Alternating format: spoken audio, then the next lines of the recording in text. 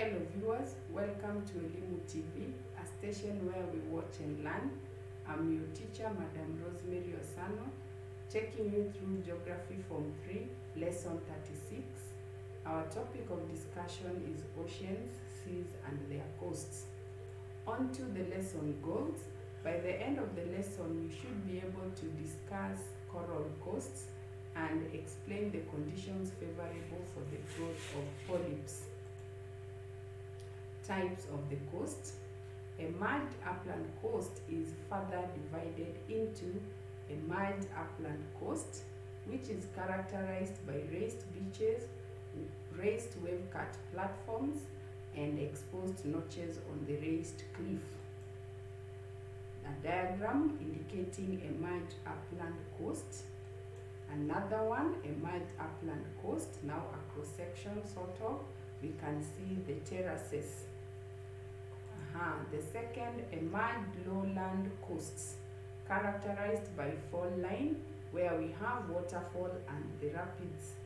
Then the gentle coastal plains. Coral coasts. Coral is a limestone rock called coralline limestone. It comprises of remains of tiny marine organisms called polyps.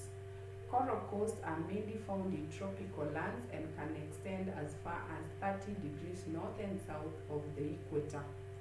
Coral polyps extract calcium from the seawater to form exoskeleton. These organisms live in the colonies and attach themselves onto rocks and to one another.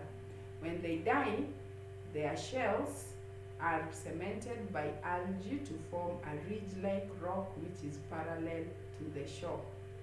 Conditions necessary for the growth of polyps. 1. Optimum temperatures, that is 25 to 29 degrees, and should never fall below 20 degrees centigrade for proper growth. This explains why coral coasts are generally found on the eastern side of land masses in the tropical regions. The second condition, the polyps must be submerged but may exposed during low tide for a short period of time.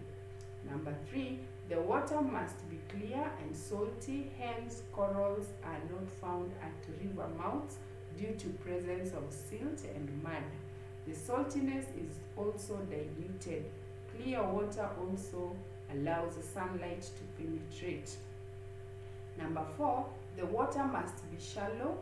Most polyps thrive at a depth of less than 10 meters and others up to 60 meters.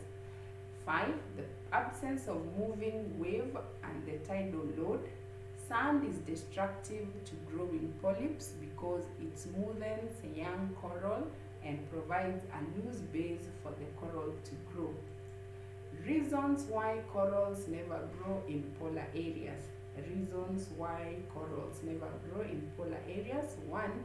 Low water temperatures. 2. Sea water of low salinity. Number 3 is presence of cold ocean currents. And 4. Presence of deep submerged upland coasts. We have come to the end of today's lessons. Take down the following question for research. Mention the ideal conditions favorable for growth of polyps.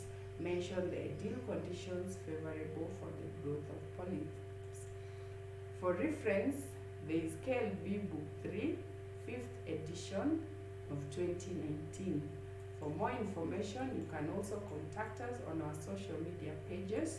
SMS line 0723 144 259, Facebook Elimu TV, YouTube Elimu TV, and on Twitter at Elimu TV _KE.